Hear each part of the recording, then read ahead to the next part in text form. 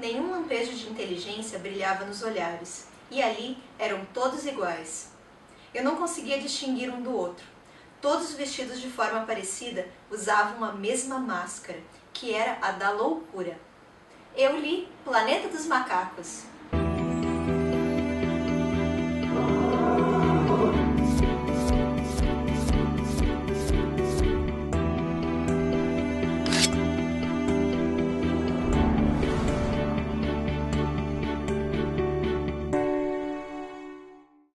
O livro O Planeta dos Macacos foi escrito por Pierre Boulle e foi publicado na França em 1963.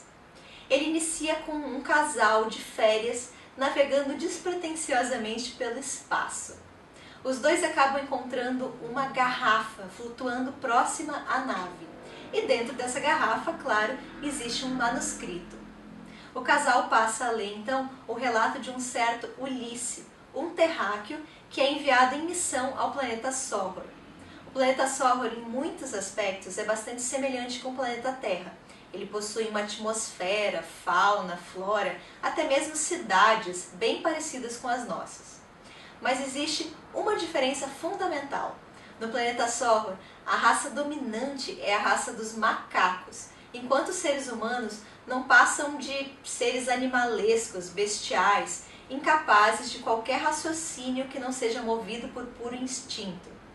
Ulisses, ele acaba sendo confundido com um desses humanos primitivos e é capturado pelos macacos. A partir daí, ele vai precisar provar que ele é diferente desses humanos do planeta Soror, que ele é um ser consciente, pensante e que possui uma alma.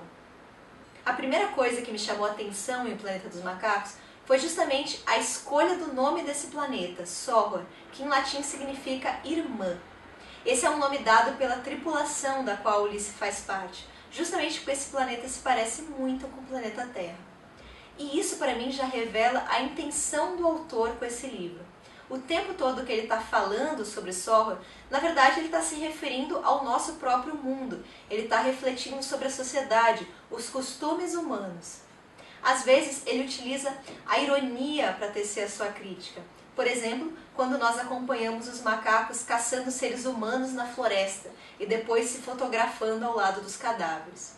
Em outros momentos ele vai utilizar uma frieza perturbadora. Por exemplo, quando nós vemos os experimentos médicos, psicológicos, aos quais os macacos submetem os seres humanos.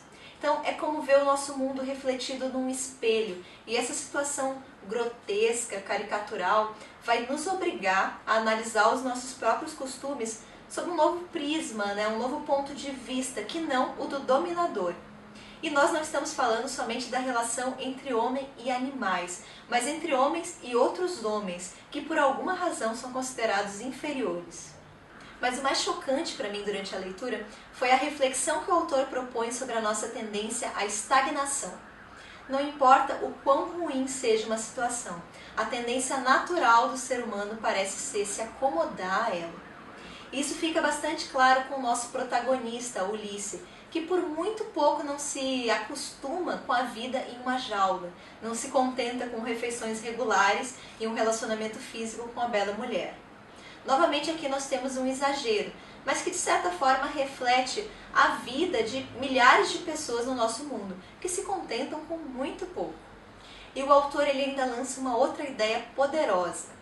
O quanto das nossas atitudes rotineiras, cotidianas, são frutos de inteligência e não de imitação, o que realmente significa ser um ser racional.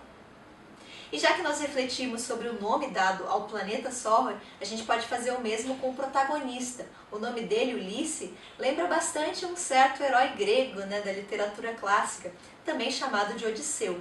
O Odisseu, ele por uma série de dificuldades simplesmente não consegue retornar para casa.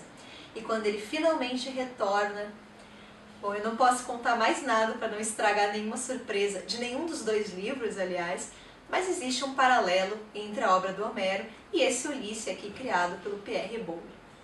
Mas ainda falando sobre Ulisses, é interessante notar como ele vai mudando a noção que ele tem de si mesmo, o papel que ele espera desempenhar em todo esse drama. Ele chega a se ver como uma espécie de um messias, um Prometeu que vai libertar a raça humana do planeta Soror da barbárie. Mas no fim ele percebe que o que realmente importa para ele é contar essa história. Não é uma missão, um desejo, é uma necessidade, mesmo que seja através de um pergaminho dentro de uma garrafa, perdido na imensidão do espaço sideral. A história do Planeta dos Macacos foi imortalizada através do cinema e hoje seus personagens fazem parte da cultura pop. Todo mundo conhece essa narrativa. Mas mesmo assim eu recomendo muito a leitura do livro, por um fator principal. Uma certa macaquinha chamada Zira, a chimpanzé que vai dar uma chance para o Ulisses e vai acabar se tornando sua amiga. Ela é uma personagem muito bacana de acompanhar. E os diálogos que ela mantém com o protagonista são as minhas partes favoritas do livro. Abraços e até a próxima!